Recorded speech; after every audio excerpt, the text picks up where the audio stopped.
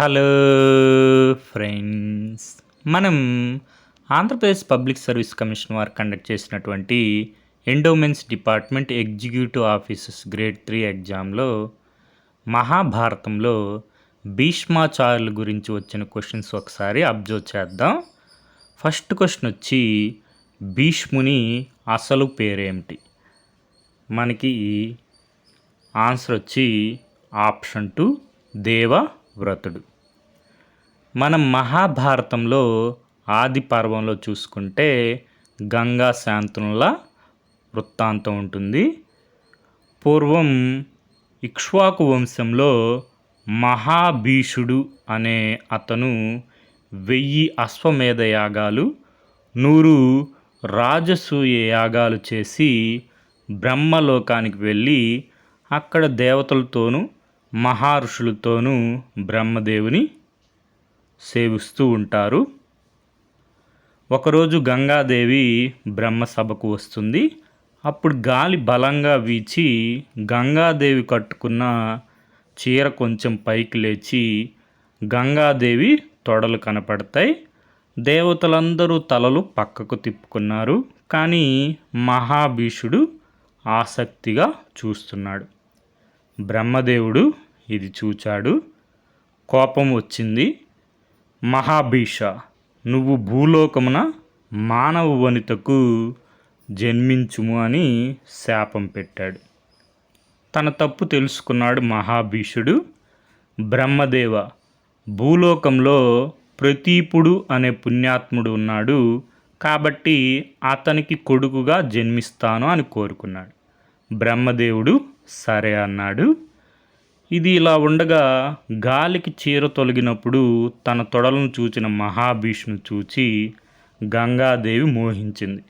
అతన్నే తలుచుకుంటూ భూలోకానికి వస్తుంటే 8 మంది వసువులు, అష్టవసువులు ఆమెకు ఎదురుపడ్డారు. దీనంగా ఉన్నవారిని చూచి కారణం ఏమిటి అని ప్రశ్నించింది గంగాదేవి. అప్పుడు 8 మంది వసువులు గంగను చూచి, అమ్మా గంగాదేవి, మాకు వశిష్ఠ మహాముని భూలోకంలో పుట్టమని శాపం ఇచ్చాడు.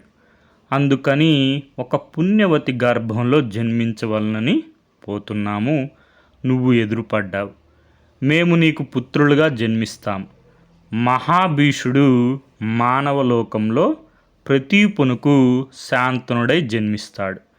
నీకు అతనికి సంగమం అవుతుంది. నీకు శాంతనునికి మేము జన్మిస్తాము అని అడిగారు. ఇక్కడ మనం గమనించాల్సిన విషయాలు, మహాభీషుడు ప్రతీపునికి శాంతనుడిగా జన్మిస్తాడు. గంగాదేవికి శాంతనునికి అష్టవసువులు కుమారులుగా జన్మిస్తారు.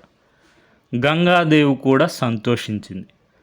నా కోరిక అదే, కాబట్టి మీరు నిశ్చింతంగా ఉండండి అని చెప్పింది. అమ్మా, మాదొక కోరిక. మేము పుట్టిన వెంటనే గంగలో పడవేస్తూ మాకు భూలోకం నుండి ముక్తిని ప్రసాదించు. మాకు వశిష్ఠ మహర్షి కూడా అలాగే అనుమతి ఇచ్చారు అని చెప్పారు. గంగాదేవి ఆలోచనలో పడింది. మీరు చెప్పింది బాగానే ఉంది, కాను నాకు దీర్ఘాయుష్మాంతుడైన ఒక కొడుకు కావాలి, అది ఎలాగా అని అడిగింది. అమ్మ గంగాదేవి, మాలో 8వ వాడు ప్రభాసుడు, అతడు మా అందరి అంశలతో దీర్ఘాయువుగా నీ కన్న కొడుకై మానవలోకంలో ఉంటాడు అని చెప్పారు. గంగాదేవి అష్టవసువులు అలా ఒప్పందం చేసుకొని వెళ్ళిపోయారు. ఆ అష్టవసువులో మనకి 8వ వాడే ప్రభాసుడు. ప్రభాసుడే మనకి దేవవ్రతుడు. మనకి గంగా శాంతనుల వృత్తాంతం మహాభారతం ఆది పర్వంలో ఉంటుంది, చతుర్థ ఆశ్వాసంలో. కొంతకాలం తర్వాత ఒకరోజు శాంతనుడు వేట నిమిత్తం గంగానది తీరానికి వెళ్ళాడు. ఒకచోట గంగానది ప్రవాహం ఆగిపోయినట్టు అయింది. శాంతనుడు ఇది చూచి ఆశ్చర్యపోయాడు. దీనికి కారణం ఏమిటా అని ఆలోచిస్తూ గంగానది వెంట నడుస్తున్నాడు. అక్కడ ఒక చోట ఒక బాలుడు గంగా నదికి అడ్డంగా తన బాణాలతో అడ్డుకట్ట కట్టాడు. అతనే గంగా శాంతనుల కుమారుడు దేవవ్రతుడు. కానీ శాంతనుడు ఆ కుమారుణ్ణి గుర్తించలేదు. ఇప్పుడు గంగా శాంతనుల కుమారుడు ఎవరు? దేవవ్రతుడు. దేవవ్రతుడు ఎవరు? అష్టవసువుల్లో 8వ వసువు అయినటువంటి ప్రభాసుడు. ఇంతలో గంగాదేవి అక్కడికి వస్తుంది. ప్రభు, ఈ బాలుడు మీ కుమారుడు. వశిష్ఠుని వద్ద వేదాలు నేర్చుకున్నాడు. శుక్రుడు బృహస్పతి వద్ద ధర్మశాస్త్రాలు నేర్చుకున్నాడు. పరశురామునితో సమానంగా ధనుర్విద్యను నేర్చుకున్నాడు. ఇంకా నీ కుమారుణ్ణి స్వీకరించుము అని కుమారుణ్ణి శాంతనికి అప్పజెప్పి గంగ వెళ్ళిపోయింది. వీరుడు, ధీరుడు, గుణవంతుడు, సకల విద్యా పారంగతుడైన కొడుకును చూచి శాంతనుడు ఉప్పొంగిపోయాడు. కొడుకుతో సహా హస్తినాపురానికి వచ్చాడు. దేవవ్రతునికి యవనరాజ్య పట్టాభిషేకం చేశారు. దేవవ్రతునికి భీష్ముడు అనే పేరు ఎలా ప్రసిద్ధి చెందారో మనం ఒకసారి చూద్దాం. దాసరాజు దేవవ్రతుని అడుగుతాడు, గాంగేయ, ఇది మనకి ప్రీవియస్ క్వశ్చన్. గాంగేయ అంటే గంగ కుమారుడు. గంగ కుమారుడు దేవవ్రతుడు భీష్ముడు. నీవు రాజ్యాధికారాన్ని వదులుకున్నావు, కానీ నీకు పుట్టబోయే పుత్రులు ఊరుకోరు కదా, వారు నీ మాటను అంగీకరిస్తారా అని అడిగాడు. దాసరాజ, నాకు పుత్రులు కలిగితేనే కదా ఆ సమస్య వచ్చేది. అందుకే నేను ఈ రోజు నుండి బ్రహ్మచర్య వ్రతాన్ని స్వీకరించాను. ఆ జన్మాంతం బ్రహ్మచారిగానే ఉంటాను. నీ కూతుర్ని నా తండ్రికిచ్చి వివాహం చేయడానికి అభ్యంతరం లేదు కదా అని అన్నాడు గాంగేయుడు. గాంగేయుడు చేసిన ఈ భీష్మమైన ప్రతిజ్ఞ భీష్మ ప్రతిజ్ఞగా చరిత్రలో నిలిచిపోయింది. దేవతలు పూలవాన కురిపించారు. ఆ రోజు నుండి గాంగేయుడు భీష్ముడుగా ప్రసిద్ధి చెందాడు. ఇప్పుడు మనకి అష్టవసువుల్లో ఒకరైన ప్రభాసుడు గంగా శాంతనులకి పుత్రునిగా జన్మించాడు. దేవవ్రతుడు గాంగేయుడు భీష్మ ప్రతిజ్ఞ వల్ల భీష్ముడిగా ప్రసిద్ధి చెందారు. నెక్స్ట్ క్వశ్చన్ వచ్చి, కురుక్షేత్ర యుద్ధంలో భీష్ముడు బాణశయ్యపై పడిపోయిన రోజేది? మనకి ఆన్సర్ వచ్చి ఆప్షన్ 2 10వ రోజు. మనకి భీష్మ పర్వంలో 10వ రోజు మనం చూసుకుంటే ధృతరాష్ట్రుడు సంజయుని అడుగుతున్నాడు, సంజయ, పాండుసుతులు ఏ ప్రకారంగా 10వ రోజు యుద్ధమున శిఖండిని ముందించుకొని భీష్మునిపై యుద్ధం చేశారు, నాకు వివరంగా చెప్పు అని అడిగాడు. సంజయుడు 10వ రోజు యుద్ధ విశేషాలు చెప్పసాగారు. అర్జునుడు శిఖండిని ముందు పెట్టుకొని భీష్మాచార్యుల వారిని పడగొట్టడం జరుగుతుంది. భీష్ముల్లో పరమార్థిక చింత మొదలైంది. దేవభావం ఆవేశించింది. ఆకాశం నుండి చూస్తున్న దేవతలు, అయ్యో ఇది దక్షిణాయనము, భీష్ముడు దక్షిణాయనంలో చనిపోతాడేమో అని కలవరపడ్డారు.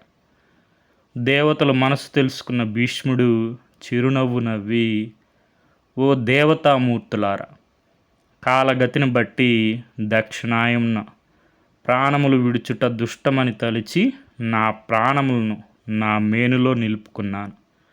పూర్వము నా తండ్రి శాంతన మహారాజు సత్యవతిని వివాహమాడు సమయమున నాకు స్వచ్ఛంద మరణమును వరముగా ప్రసాదించారు. ఆ వర ప్రభావమున నేను నా ప్రాణములు వదులునంత వరకు నా ప్రాణములు నా వశంలోనే ఉంటాయి అని పలికారు. ఆ మాటలు విన్న దేవతలు ఎంతో సంతోషించారు. భీష్మాచార్యుల వారికి స్వచ్ఛంద మరణం ఉంటుంది. భీష్మాచార్యుల వారిని ఎవ్వరూ చంపలేరు. ఇది మనకి భీష్మ పర్వంలో ఉంటుంది. తృతీయ ఆశ్వాసంలో చివర కర్ణులు వారు కూడా వస్తారు. కర్ణ, నీవు అంతటి పరాక్రమశాలి అని నాకు తెలియదు. సుయోధనునికి నీ భుజబలమే కదా అత్యంత సహాయకారి. కావున రారాజుకు ప్రియం కలిగేటట్టు సకలము ఆచరింపు. నీకు నేను అనుజ్ఞయిస్తున్నాను. ఏమాత్రం అనుమానపడకుండా నీ మనస్సుకు తోచినట్టు చెయ్యి అని భీష్మాచార్యుల వారు కర్ణునికి చెప్తారు. భీష్ముని ఆదరపూర్వకమైన పలుకులు ఎంతో ఆనందించాడు కర్ణుడు. భీష్ముని వద్ద అనుజ్ఞ పొంది తన నివాసమునికి వెళ్ళాడు అని సంజయుడు 10వ రోజు యుద్ధ విశేషములు ధృతరాష్ట్రునికి వివరించారు అని వైశంపాయన మహర్షి జనమేజయునికి మహాభారత కథను చెప్పారు. ఇది మనకి ఈ ఇయర్లో కూడా క్వశ్చన్గా వచ్చింది. జనమేజయునికి మహాభారతం ఎవరు చెప్పారు? వైశంపాయనుడు. ఈ విధంగా శ్రీమద్రాంధ్ర మహాభారతంలో ఒకసారి అంశాలన్నీ గమనించండి. రాబోయే ఎగ్జామ్స్లో కూడా మనకి క్వశ్చన్స్ వచ్చే అవకాశం ఉంది. మూలం శ్రీమద్రాంధ్ర మహాభారతం. తెలుగు వచనంలో కవిత్రయం పాదరేణువు మొదలు వెంకట సుబ్రహ్మణ్యం గారు. మన అఫీషియల్ కీలో ఆన్సర్స్ చూసుకుంటే కురుక్షేత్ర యుద్ధంలో భీష్ముడు బాణసయ్య, అంపసయ్య అని కూడా అంటారు, పడిపోయిన రోజు ఏది? 10వ రోజు. మిగిలిన ఆప్షన్స్ చూస్తే 12 రోజులు ఎవ్వరు కూడా యుద్ధం చేయలేదు. మనకి 18 రోజులు యుద్ధం జరుగుతుంది కురుక్షేత్ర సంగ్రామం. మొదటి 10 రోజులు భీష్మాచార్యులు వారు సర్వసైన్యాధ్యక్షత వహిస్తారు కౌరవ పక్షాన 10 రోజులు. తర్వాత 5 రోజులు ఉంది కదా ఆప్షన్, ఇది మనకి ద్రోణాచార్యులు వారు. అదేవిధంగా 2 రోజులు కర్ణుడు, మిగిలిన 18వ రోజు చివరి రోజు శల్యుడు, సగం రోజు దుర్యోధనుడికి భీముడికి గదా యుద్ధం జరుగుతుంది. 18 రోజులు అవుతుంది. 18వ రోజు రాత్రి మనకి చిట్ట చివరి సర్వసైన్యాధ్యక్షుడు కౌరవుల పక్షానికి అశ్వత్థామనగా మనకి పట్టాభిషిక్తుని చేయడం జరుగుతుంది. ఎవరు? దుర్యోధనుడు. ఈ విధంగా మనకి కౌరవుల యొక్క సర్వసైన్యాధ్యక్షులను ఒకసారి గమనించండి. అప్పుడు యుద్ధంలో జరిగిన విశేషాలు కూడా ఒకసారి చూసుకోండి. మొదటి సర్వసైన్యాధ్యక్షుడు ఎవరు? భీష్మాచార్యులు. తర్వాత ద్రోణాచార్యులు, తర్వాత కర్ణుడు, శల్యుడు, చివరిగా అశ్వత్థామ. తర్వాత వచ్చి భీష్ముని అసలు పేరేమిటి? మనకి ఇక్కడ మిగిలిన ఆప్షన్స్ చూసుకుంటే దేవదత్తుడు. మనకి దేవదత్తం అనే శంఖ ఉంటుంది అర్జునునికి. ధనుంజయుడికి అంటే అర్జునుడు కాంకర్ ఆఫ్ వెల్త్. యుధిష్ఠరుడు అంటే ధర్మరాజు. మనకి దేవవ్రతుడు ఆప్షన్ 2 ఆన్సరు. భీష్మాచార్యుల వారి అసలు పేరు దేవవ్రతుడు.